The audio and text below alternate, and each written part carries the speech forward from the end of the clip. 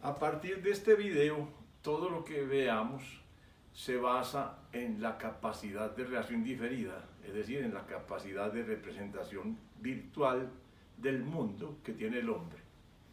Hoy vamos a hablar sobre visiones. Y para empezar voy a ilustrar con el comportamiento de una avispa. Es una avispita que hace su nido en el piso. Hace primero un piso, un declive más o menos oblicuo, de unos 5 o 6 centímetros, a veces un poquito más, y luego hace una galería horizontal. Entonces aquí baja, aquí hay una galería horizontal, y al final hay una cámara más grande, normalmente una cámara donde va a poner sus huevos. Una vez que termina de construir ese nido, sale y lo sella con piedras, de manera que la entrada queda totalmente protegida, de manera que no pueda ser invadida por nadie más. Una vez que termina el sello de su nido, sale volando en círculos cada vez más amplios, hasta que sale de la arboleda donde está ubicado el nido en el bosque. Y arriba de la arboleda vuelve a circunvalar con unos cuantos vuelos, y después se desplaza normalmente hasta un panal. Ese panal puede estar tan lejos como 2 kilómetros distante del nido. Una vez que está ya en el panal, él coge una abeja, la mata y se la lleva, la transporta. Cuando llega al bosque, busca hasta que encuentra el lugar donde está ubicado el nido, baja, deja la avispa al pie del nido, quita las piedras y no baja la abeja, sino que ella se mete primero en el nido. ¿Por qué? Básicamente porque normalmente en ese nido entran algunos otros animales, por ejemplo un depredador, digamos una araña, o puede tener alguna filtración, por ejemplo cae agua y entonces no es suficientemente impermeable el nido o las paredes, y entonces cae el agua dentro del nido, o se desmorona una pared porque de pronto es muy deleznable el sitio donde está construido. En todo caso, lo importante es que ella no baja la abeja, sino que primero entra ella y arregla todo lo que encuentre mal. Una vez que está arreglado, sale, coge la abeja y ahí sí la entra, va con ella hasta la cámara, y en la cámara le inyecta, porque prácticamente es eso lo que hace, sus huevos en el abdomen de la abeja. Una vez que los inyecta, se sale de ahí, cierra otra vez el nido y continúa su vida. Lo que sabemos es que en ese nido los huevitos de avispa van eclosionando con el tiempo, maduran en la abeja, se alimentan de ella, después salen y listo. Ahora bien, vamos a decir lo siguiente. Cuando la avispa entra, ella se mueve por unas visiones que vamos a llamar proximales del nido, que son las visiones inmediatas de su campo perceptivo inmediato. Por ejemplo, empieza a bajar la sección oblicua y ahí encuentra por ejemplo, una caída de una pared, o encuentra una humedad. Entonces ella se regula por esa visión y controla la humedad, impermeabiliza la pared, o si es que fue desmoronada, pues la restablece. Así se va regulando por distintas visiones proximales hasta que deja el nido completamente limpio.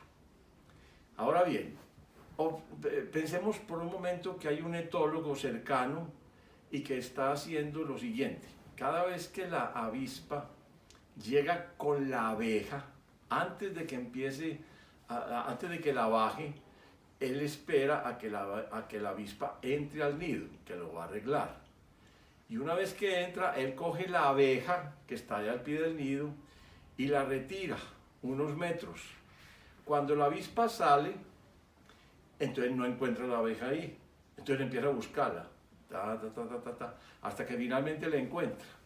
Una vez que la encuentra, la lleva otra vez a la boca del nido, pero no la mete inmediatamente a él, sino que vuelve a bajar, o sea, deja la avispa afuera, vuelve a bajar.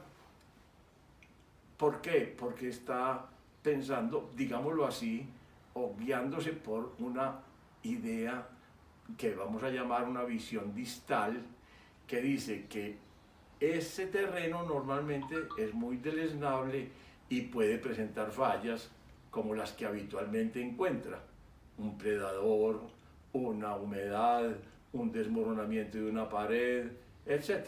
O varias de esas cosas. En todo caso, esas dos alternativas, la visión proximal y la visión distal, son las que regulan el comportamiento de la avispa. Supongamos que mientras ella hace la segunda revisión del nido, el etólogo vuelve a coger la abeja y se la vuelve a retirar para otro lado. Cuando la avispa sale, no encuentra la abeja, empieza a buscarla, la encuentra a unos 3-4 metros por allá lejos, tal vez en otra dirección distinta, y la vuelve a traer a la boca del nido, no la baja. La pregunta que nos hacemos aquí es: ¿cuántas veces tiene que retirar el etólogo la abeja del nido para que la avispa cambie su comportamiento y decida, cuando llegue después de haberla encontrado, bajarla de una vez? La respuesta, porque se hizo el experimento varias veces además, es más o menos alrededor de 80 veces. 80 veces tiene que revisar el nido hasta que cambia su visión distal.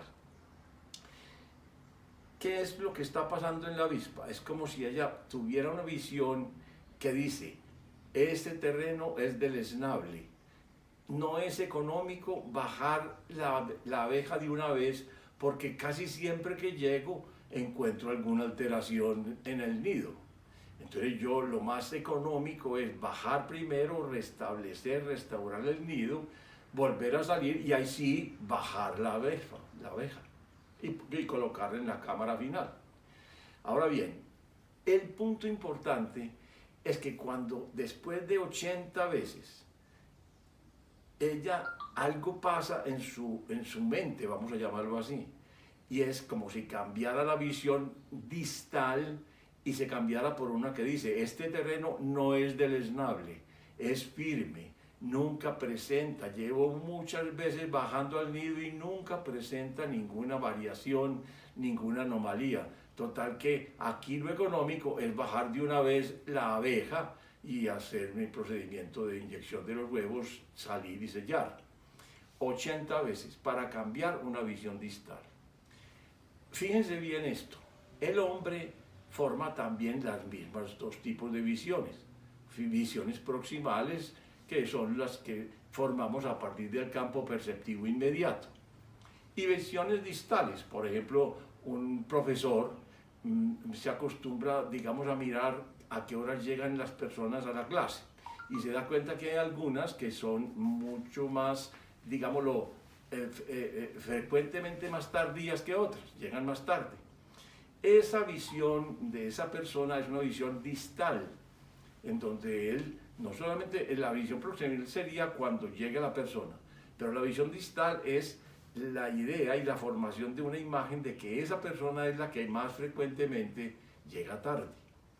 Bueno, también formamos visiones distales, por ejemplo, donde ya no solamente es una frecuencia, sino cómo se distribuye esa frecuencia en el tiempo. Si es, por ejemplo, una velocidad constante, o es una cosa acelerada, o es una cosa que va disminuyendo poco a poco, es una desaceleración.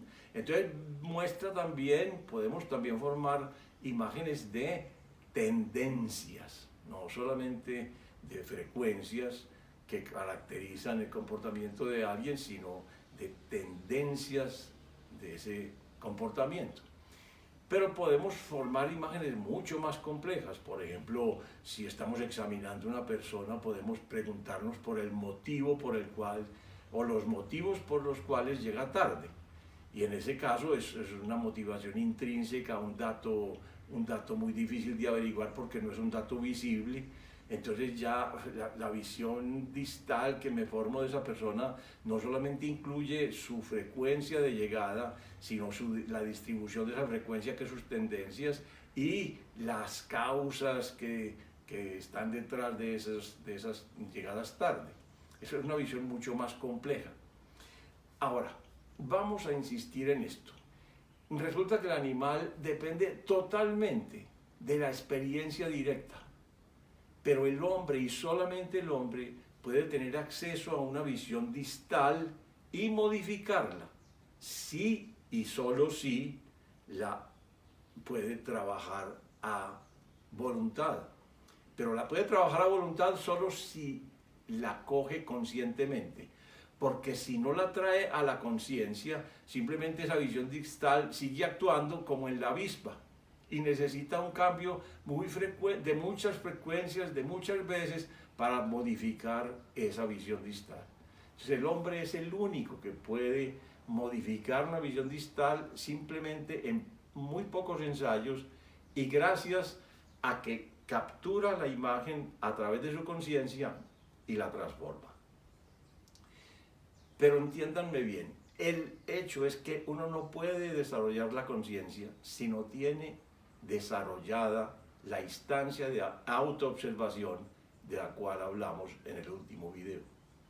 Les sugiero entonces que sigan trabajando en su visión, en su desarrollo de una área de autoobservación, de una zona de autoobservación, para que puedan avanzar en el tratamiento de sus visiones distales. Mucha suerte.